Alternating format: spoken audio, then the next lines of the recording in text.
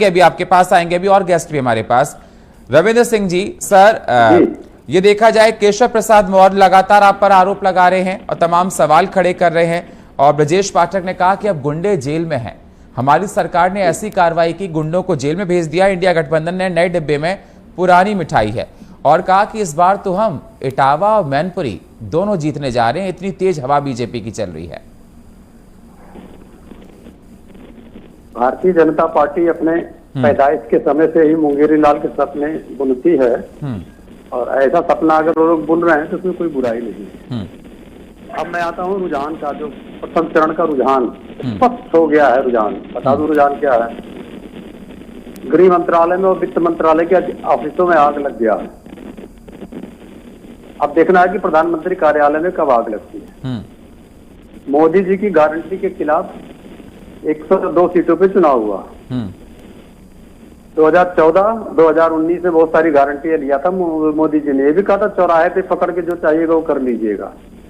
कुछ उसमें से गारंटियां बता दे रहा हूँ। 2 करोड़ प्रतिवर्ष नौकरी, 15 लाख रुपए आ जाएंगे। तो हम तो गरीब परिवार के हैं, तो हम भी इंतजार कर रहे हैं 15 लाख का।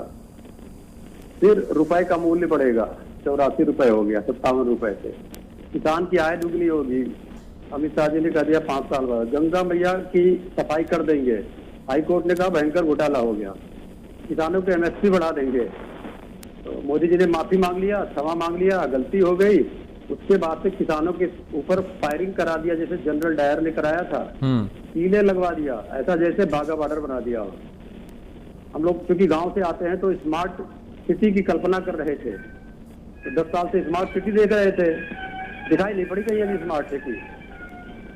क्योंकि हम लोग साइकिल से चढ़ के आगे बढ़े हुए हैं, तो बुलेट ट्रेन देखना चाह रहे थे कि बुलेट ट्रेन देख ले।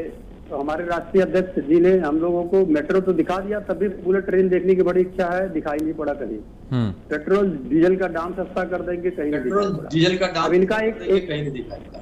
अब इनका एक CSDS एक इनका डिपार्टमेंट है, तो ये लोग सर्वे कराते हैं केंद्र सरकार वाले। उसने बताया महंगाई और बेरोजगारी 50% कंट्रीब्यूट करता है सारे मुद्दों में, और धर्म केवल 2% कंट्रीब्यूट करता है। महंगाई और बेरोजगारी पे ये बोलने के लिए तैयार नहीं।